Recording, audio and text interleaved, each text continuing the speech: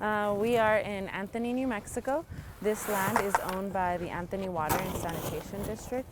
I'm currently working with the American Friends Service Committee, New Mexico, who has partnered with the Anthony Water District, and the Water District is donating the land and the water, and American Friends Service New Mexico is conducting a farmer-to-farmer year-long training program on the site.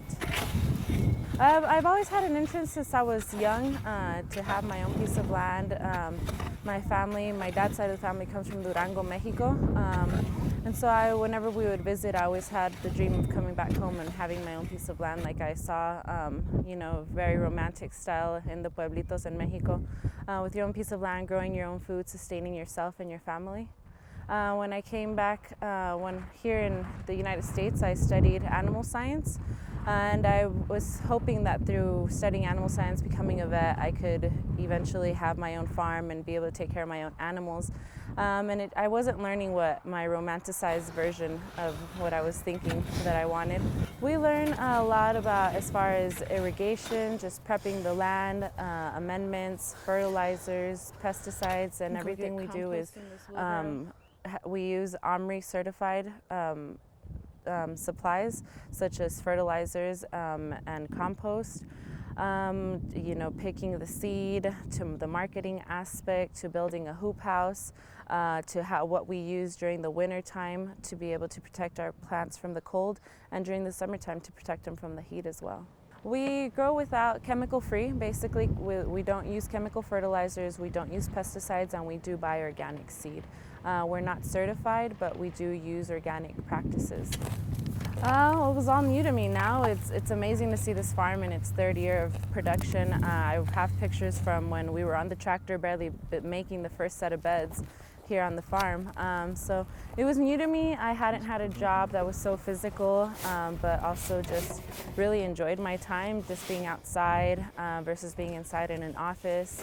I also do coaching, so it's different than being inside of a gym, but I love the physical aspect of it, just being in nature and really seeing the fruits of your labor. The trainees or the interns participate for 1 full year, at least 18 to 20 hours a week, and we learn by doing it.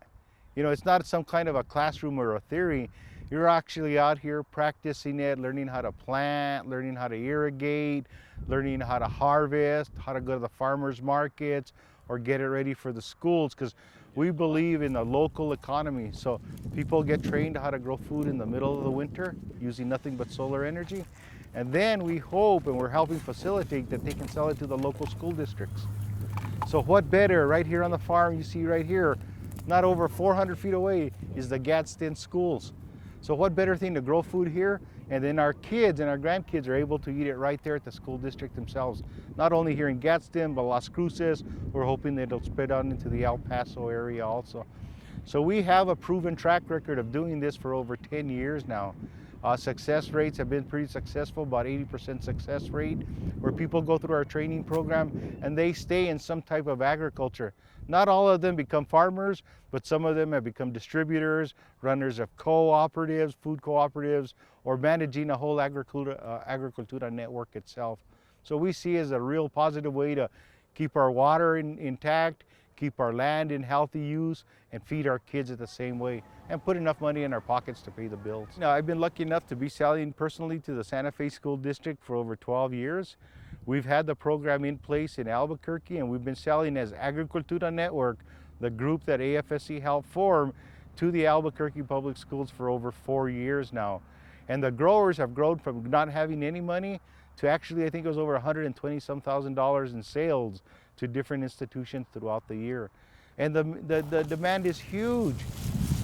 We teach people how to grow food in a way that's all kind of replicable. So the same people that are growing the lettuce greens here in Las Cruces, the people that are working in Albuquerque are growing the same salad greens, they're using the same methods, same harvesting techniques as in Español and all our areas, so that if there's a large demand, they can aggregate their product together to meet that large demand of an institutional buyer. What it does do, it cuts down on competition, because we've been taught about the capitalism. Oh, it's all about competition and you got to outgrow or lower your price. Well, we're trying to change that paradigm. We're trying to say, well, it's not competitive.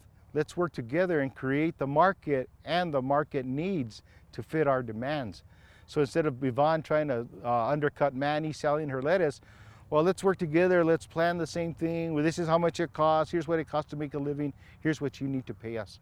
So it's changing that paradigm of market strategy and capitalism. Let's work together as a unit, as a community, and let's get what we need to make a living for ourselves. To be honest, in my mind, I don't see it as training. I see it as my work. I consider myself already a farmer, even though I just barely began, but I'm so invested into it that I feel like I'm a big part of the farm, so that I'm working here. I'm not just a trainee.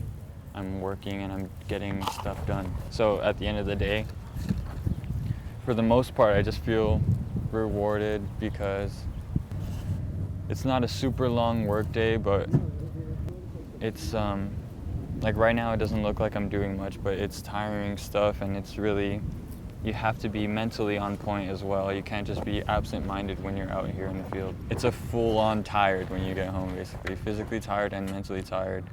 But especially when I barely began, I was super tired when I would get home, but now I feel more energized. After I just rest for a little bit after work, I feel like I can just go and go and go.